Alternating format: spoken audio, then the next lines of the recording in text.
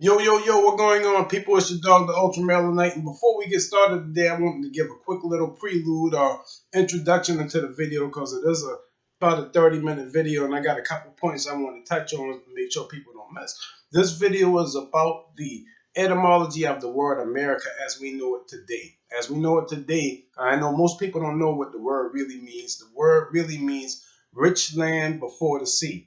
Ame is rich or cultivated land, fruitful land, and Rica, as we know, is rich. All right, so rich land before the sea. You dig? In this video today, we explain the progression of how it ended up being called America as we know it today, using the root word mu or mir or more, all right, which now today means sea or sea people, which could be also be used as brown person or earth. You dig? That's what the word more simply meant back then until we got up into the Europe time. So our progression is from Turtle Island to the place we call Mu to Lemuria to Atlantis to Tamari in Egypt because our people, according to the story, left America, settled in certain places in Africa, and created the culture that we now call Egypt. And that's why the Egyptians always depicted themselves a little bit different than the rest of the Africans when they drew themselves on these drawings and these paintings.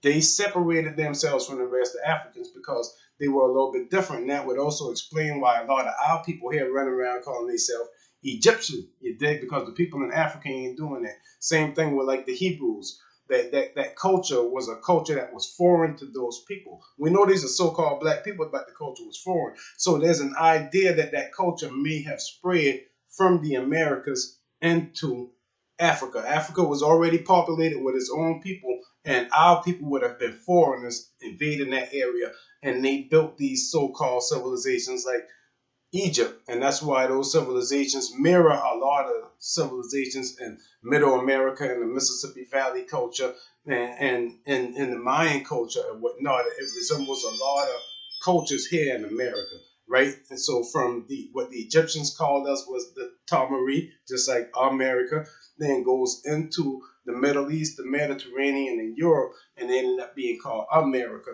as we know it today. Very, very simple as a progression. So that's why I wanted to give a quick little prelude. Y'all let me know what y'all think about the video. Peace out.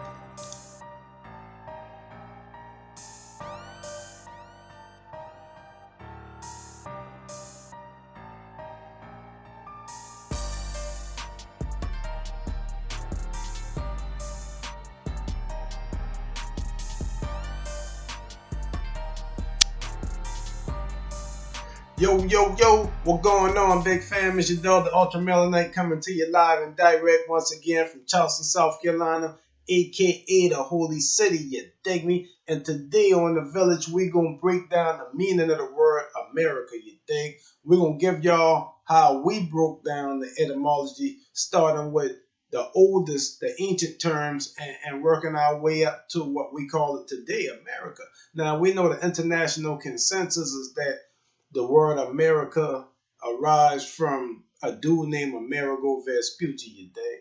Well, most of us in the so-called conscious community understand that that's a falsehood, that that man name wasn't really Amerigo Vespucci until he reached this place, you dig? And then he changed his name. So obviously he didn't make the name up. He got the name from the people who've been already right? So here we go. Let's go ahead and break down the power of the etymology and how we come up with the word America. The most ancient way that we can describe America, or the first way that the indigenous mythological understanding of the formation of America was that it was first called Turtle Island, you dig? So you had the ether beings, which you find these ether beings all throughout, the world mythological, order. You had these etherical beings that came and descended to this plane. This plane was covered with water at the time, right? So what they did is they used animals to go down and dig up dirt from the bottom of the ocean floor. They ended up taking the dirt back up, piling it on the back of a turtle shell. and it now forms the land that we now call America, Turtle Island. So the earliest mythological or ancient description of America was the formation called Turtle Island, right? And there's a lot of scientific true evidence to kind of back that up. I know, right, John Charleston? We used to go in our backyard and dig, and we could have find real big shark tooth and seashells and all kinds of stuff that didn't belong in the area. So we know that at some point in time, at least this place right here where I at been covered with water, you dig? Maybe a long, long time ago, but at some point in time, this place had been covered with water in order for us to be finding an abundance of shark tooth. And I mean, it wasn't a rarity when I was a child. It's something that we used to talk about in school. It's something that we talk about when we go to the Charleston Museum or the Charleston Library. So we understand that there could be a lot of truth to that Turtle Island mythological story, you dig? And like I said, the ether beings are found all over the world. Whenever you read these indigenous tribes' history, you read about the ether beings either coming on boats or coming from the sky. You dig? You got the sky people and the sea people, I guess, you dig? So, from the progression of Turtle Island, now remember, they call it an island. We're going to go to the mythological place called Mu, the lost city or the lost continent. And I know a lot of people kind of got a false description, but remember, our oldest ancient rendering of this place or description of this place was Turtle Island. So what was Mu represented as? An island, right? So now that we know that we can make the correlation between Turtle Island and Mu, which is that island. All right. Now we know that the people in Brazil, that the ancient Mayans had the understanding of a queen named Mu, that they felt like they descended from a great queen, right? So some type of catastrophe happened, which caused these people to have to leave their home. So they traveled across the Atlantic into west coast of Africa and then eventually into Egypt. And that's how the so-called Americans really started Egypt. And I believe that there's some kind of truth to that, just because if you look at the paintings on the Mayan temples, I'll put some up on the screen. Let's compare the paintings and the art that these people had, and we're going to compare it to the Egyptian art. Now, in this type of art form, if you think that the Egyptians were just some normal Africoids, then this art form should have been found throughout Africa and other areas. You think it was unique to Egypt. It wasn't unique to the Americas, because you find it in Central America, you find them in North America, you find them in South America. So all over the continent or the island of America, we find these cave drawings. So obviously, we gave this technology to the people on the African continent, right? So we go from Turtle Island to Mu. All right. And another thing I want to say too is that guy Charles LaPlongeon, I think that's his name. Y'all forgive me, y'all know I always go off the top of my dome. But that guy Charles LaPlongeon, the first dude who wrote about Queen Mu and the lost civilization of Mu, said that there was a progression, that these people were populace from the Pacific Islands all the way to the west coast of the Americas. And I'm going to tell you why there's a lot of truth to that for me scientifically. Because the Negroid skull found in Brazil, Luzia woman, represents the same genealogical roots as the people in the Pacific Islands, the oceanic people, right? So we got this 15,000-year-old skeleton named Lucia, who was not a Paleo-Siberian. She is not a Mongoloid. She is what we considered a Negrito, right? So there might be some truth to the story that they say. And that's why a lot of us here at the village believe that some ancient Americans ventured into what we now call Africa and started certain civilizations, one of them being Egypt. I can remember a History Channel episode a long, long time ago. I can't remember the exact name of the episode. We can try to look it up. But where they said that the genotype of these ancient Egyptian mummies more resembles what we call African Americans. We know that we're not African Americans, we indigenous. But they said that the Egyptians more resembled so-called African Americans, right? I mean, what's weird about that? They didn't say that ancient Egyptians resembled the so-called South Africans, right? They said African Americans in particular. And like I said, we can y'all just check out all of these cave arts and stuff I'm putting on the screen for y'all right now.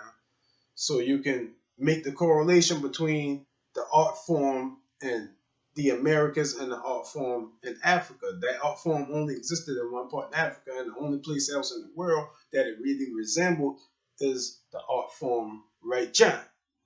You dig? And if you can see, all of these people on these paintings are so-called black people. These are not so-called Siberian Mongoloid people. You're retarded if you think that much. You dig? These people got dreadlocks. These people got cocoa, dark pigmented skin, you know what I'm saying, suited to be called a melanated person. If they were living in America right now, which we are, I mean, we are the descendants, we are representative of what you call African Americans. You dig? Look at the skin tones of these people. All right. So, moving forward, we got Turtle Island, right? And then we got Mu. All right. So now we're going to move forward to Atlantis, right? Oh, let me back up 1 second. For me, Mu and Lemuria are the same thing. They both represent an island, Turtle Island, and they both have the root word Mu, Lemuria, right? So Mu and Lemuria, from my understanding, is the exact same place. From that progression, we go into what we call Atlantis. And that's the civilization started on the Atlantic coast in West Africa, started by the Americans that left here. You dig? So we know that that civilization, so-called, was destroyed too, which, I mean, you can expect that these people were invading into another people's territory. So, of course, they ended up getting absorbed into that. And then their remnant and their child was Egypt. So from Turtle Island to Lemuria, Mu to Atlantis, because we would have to say that those Atlanteans were what we consider today to be Americans, right? All right. So Atlantis was also another term for an American civilization. Dig. All right. And like I said, y'all forgive me because y'all know I always go off the top of my head. You dig? All right. So now that we got all of those terms down, we move over to the terminology in Egypt because, like as I said, we know the Egyptians were a little bit different than the rest of the so-called Africans, right? So what did they call themselves as they separated themselves from the other people in that region? They called themselves Tamari. They called the land Tamari, right? That's what they represented themselves as, whereas the land below them was Taseti. Taseti means the land of the bow, and Tamari means fruitful land. right? Rich land. It means rich cultivated land. You dig? So, and we also had the term mer in the word Marie, also like Lemurian, which derives from mu, which comes from Turtle Island. So here we go. We done progress all the way from ancient America all the way into ancient Egypt, showing how the word progressed. And when we done, we're gonna show how the word ended up in Europe, right? So another significant thing about Egyptian cultures, one of the chief gods is usually represented as a falcon or an eagle, which is Horus, right? The eye of Horus. That's one of the most significant symbols that y'all see out China today, especially when dealing with Western culture. And also the pyramids that you see that they built. We got to know that building pyramids was a progression. You did. We know that it probably started with the mounds, then ended up to the block of the step pyramids, then ended up to the pyramids like we saw in Egypt. But don't discredit the cities that were built here in the ancient Americas. We had great cities here, great temples here, lined with gold, streets with gold on it. You dig?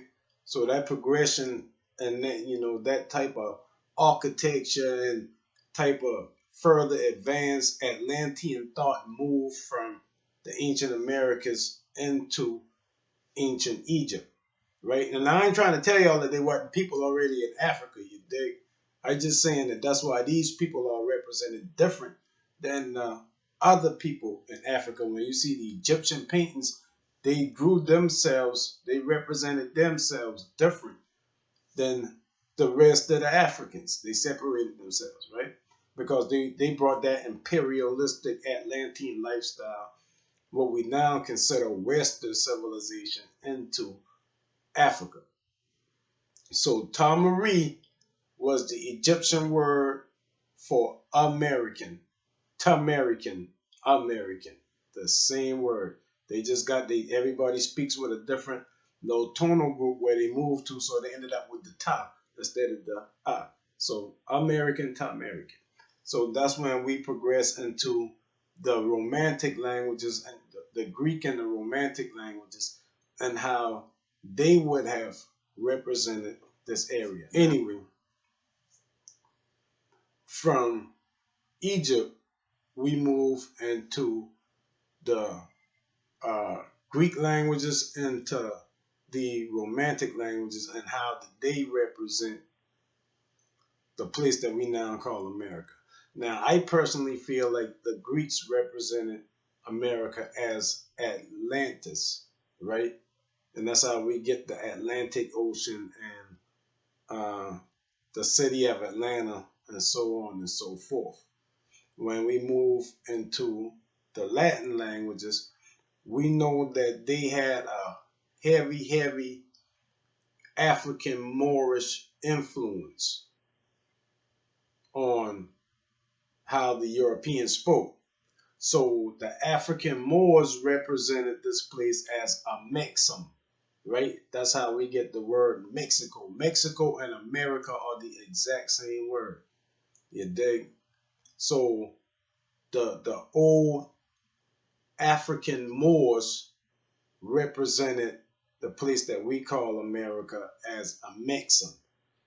And that ended up progressing into the Latin languages, which is America, right? America, which means rich land before the sea. Rica means rich, and Amer is land before the sea. So rich land before the sea, same as the word Tamari, which means rich land, right? As it progressed, this word progressed up into Europe, into the regions that we know from the Vikings and the Anglo-Saxons and stuff like that. We know that they had the terms Almaric, right? And then Armorica. Armorica for the old Anglo-Saxons simply meant land before the sea, same as the Latin rendering of the term. The word Armorica in Britain is the same as the word Brittany. You dig? So that term, America, I'll put it up on the screen and spell with an R instead, ended up progressing into the word Britain.